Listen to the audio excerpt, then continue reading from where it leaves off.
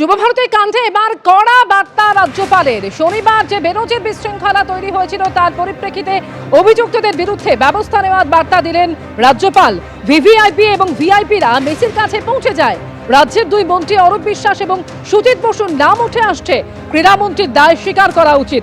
দায়িত্ব দিয়ে দুই মন্ত্রী পদত্যাগ করলে তদন্ত স্বচ্ছ প্রক্রিয়ায় হবে।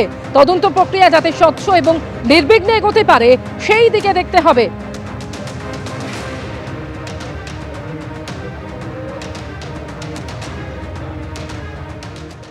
সিপিএম নেতা সুজন চক্রবর্তী এই মুহূর্তে টেলিফোনে রয়েছেন আমাদের সঙ্গে। সুজন দা, একদিকে রাজ্যের ক্রীড়ামন্ত্রী অরূপ বিশ্বাস তিনি যুবভারতী কাণ্ডের পরিপ্রেক্ষিতে ইস্তফার ইচ্ছে প্রকাশ করে চিঠি দিলেন মুখ্যমন্ত্রীকে এবং মুখ্যমন্ত্রী তাকে ক্রীড়ামন্ত্রীর দায়িত্ব থেকে অব্যাহতি দিয়েছেন বলে জানা যাচ্ছে। এছাড়া রাজ্য পরিষদ একাধিক শীর্ষ কর্তার বিরুদ্ধে একেবারে কড়া পদক্ষেপের পথে হাঁটলো রাজ্য সরকার। কিভাবে দেখছেন? রাজীব কুমারকে শোকজ করা হলো, এছাড়াও বিধাননগর সিপিকে শোকজ করা হলো। আমি লোক দেখানো বলে মনে করছি। কোনো সন্দেহ নেই যে যেভাবে বাংলার কলকাতার মাথাটাকে হেড করে দিয়েছে, মুখটাকে কালো করে দিয়েছে আন্তর্জাতিক ক্ষেত্রে, অরূপ বিশ্বাস গ্রেপ্তার হয়নি। গ্রেপ্তার হওয়া উচিত। অন্য মন্ত্রীরা গ্রেপ্তার হবেন। মাঠে যাচ্ছিলেন মুখ্যমন্ত্রী, একটাই পোস্ট, তার কি হবে? তিনি হঠাৎ তাকে কি একটা তদন্তের জন্য, তদন্তের কি মানে আছে? ও তো লোক দেখানো তদন্ত। ওর হোম সেক্রেটারি, ওর চিফ সেক্রেটারি এবং তার সঙ্গে সঙ্গে একজন ওর পছন্দের লোক, এটা কোনো তদন্ত হবে নাকি মনে করছেন? মুখ্যমন্ত্রী বাড়ির লোকেরা ওখানে ছিল, অরূপ বিশ্বাসের বাড়ির লোকেরা ওখানে ছিল, মন্ত্রীরা সবাই তাদের বাহিনী ছিল, ফলে গ্রেপ্তার হয়নি এইটা উত্তর দিক। এবং কখন গ্রেপ্তার হবে? আর ওই ডিজি এখন ওদের কাজ ফুরিয়ে গেছে, আপাতত একটু সরিয়ে রাখলো, আবার দুদিন পরে ডিজিকে অন্য কাজে লাগিয়ে দেবে। মুখ্যমন্ত্রী যেভাবে 8-10টা ক্ষেত্রে ধামাচাপা দিয়েছেন, একই রকম ভাবে। সুজনদা, এই জায়গায় আপনাকে একটু জানাতে চাইবো, এই প্রসঙ্গে কুণাল ঘোষ বলছেন যে বাম আমলে যেটা করে দেখাতে পারেনি রাজ্য সরকার সেটা মুখ্যমন্ত্রী করে দেখালেন এবং রাজধর্ম পালন করলেন। ঠিকই বলেছে তো, বাম আমলে যেটা করে দেখাতে পারেনি মুখ্যমন্ত্রী মমতা ব্যানার্জি সেটা করে দেখিয়েছেন। বাম আমলে এইরকম ভাবে খেলার মাঠে কলুষতা কোনোদিন বাম আমল করে দেখাতে পারেনি। ওরা যুবভারতী ক্রীড়াঙ্গন তৈরি করেছে, ধ্বংস করতে পারেনি। মমতা ব্যানার্জি ধ্বংস করার ব্যবস্থা করলেন, এটা নিয়ে কোনো সন্দেহ নেই। আমি শুধু বলছি, ওই যে ডাক্তার অভয়াকাণ্ডের পর তাকে বলল উনি পদত্যাগের ইচ্ছা প্রকাশ করেছেন, আমি বলেছি প্রিন্সিপাল পদত্যাগ করবেন না বলে তাকে প্রমোশন দিয়ে দিল ন্যাশনাল মেডিকেল কলেজে, মনে আছে? মুখ্যমন্ত্রী অপরাধীদের ধামাচাপা দেওয়ার জন্য নানান ছলচাতুরি করেন, লোক দেখানো কারবার, আই ওয়াশ, তার চেয়ে বেশি কিছু না। অনেক ধন্যবাদ সুজনদা। যুবভারতী কাণ্ডের পরিপ্রেক্ষিতে বিতর্কের মুখে ক্রীড়ামন্ত্রীর পদ থেকে ইস্তফার ইচ্ছে প্রকাশ করে মুখ্যমন্ত্রীকে চিঠি দিলেন ক্রীড়ামন্ত্রী অরূপ বিশ্বাস। এবং যেটা খবর পাওয়া যাচ্ছে যে তদন্ত শেষ না হওয়া পর্যন্ত অরূপ বিশ্বাসকে অব্যাহতি দেওয়া হলো। অরূপ বিশ্বাসের পদত্যাগের ইচ্ছাকে মর্যাদা জানিয়ে অব্যাহতি দিলেন মুখ্যমন্ত্রী। তদন্ত চলাকালীন মুখ্যমন্ত্রী নিজের হাতেই রাখছেন ক্রীড়া দফতর। বিতর্কের মুখে ক্রীড়ামন্ত্রীর পদ থেকে ইস্তফার ইচ্ছে প্রকাশ করেন অরূপ বিশ্বাস এবং ইচ্ছে প্রকাশ করে তিনি চিঠি দেন মুখ্যমন্ত্রীকে। নিরপেক্ষ তদন্তের স্বার্থে ক্রীড়ামন্ত্রী হিসেবে অব্যাহতি চাইছি, মুখ্যমন্ত্রীকে চিঠি দিয়ে ইস্তফার ইচ্ছে প্রকাশ করেন অরূপ বিশ্বাস।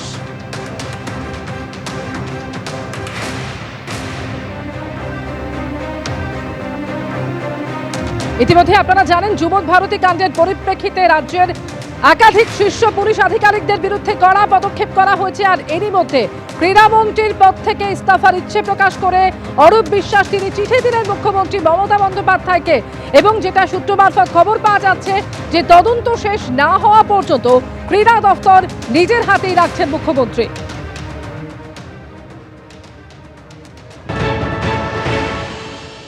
যুবভারতী ক্রীড়াঙ্গনে মেসিকে নিয়ে যে ঘটনা, তাতে রাজধর্ম পালন করেছেন মুখ্যমন্ত্রী মমতা বন্দ্যোপাধ্যায়। তদন্তের নির্দেশ দিয়েছেন একদিকে পুলিশের, অন্যদিকে অবসরপ্রাপ্ত বিচারপতি অসীম রায়, তাকে দিয়ে একটি কমিটি। এবার রাজ্য সরকার পরপর কড়া পদক্ষেপ নিয়েছে। একদিকে ডিজি রাজীব কুমার, সিপি বিধাননগর মুকেশ কুমারকে শোকজ করা, একাধিক পদাধিকারীর বিরুদ্ধে ব্যবস্থা নেওয়া থেকে শুরু করে সিট গঠন, দক্ষ অফিসারদের নিয়ে সিট গঠন, মুখ্যমন্ত্রী রাজধর্ম পালন করেছেন। অন্যদিকে এই তদন্ত যাতে নিরপেক্ষ থাকে সেজন্য ক্রীড়ামন্ত্রী পদ থেকে ইস্তফা দিতে চেয়ে ক্রীড়ামন্ত্রী অরূপ বিশ্বাস ক্রীড়া মন্ত্রী হিসাবে তিনি ইস্তফা দিতে চেয়ে মুখ্যমন্ত্রী মমতা বন্দ্যোপাধ্যায়কে তিনি চিঠি দিয়ে দিয়েছেন। এ ব্যাপারে সিদ্ধান্ত বিবেচনা করছেন মুখ্যমন্ত্রী, কিন্তু অরূপ বিশ্বাস তিনি চিঠি দিয়ে দিয়েছেন। আমাদের বক্তব্য, এটা মমতা বন্দ্যোপাধ্যায় মুখ্যমন্ত্রী বলে এবং তৃণমূল কংগ্রেসের সরকার বলেই এই রাজধর্ম পালন চলছে।